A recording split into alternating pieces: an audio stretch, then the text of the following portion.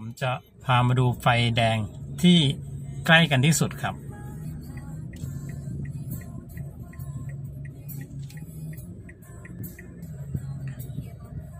กะโดยระยะสายตาประมาณ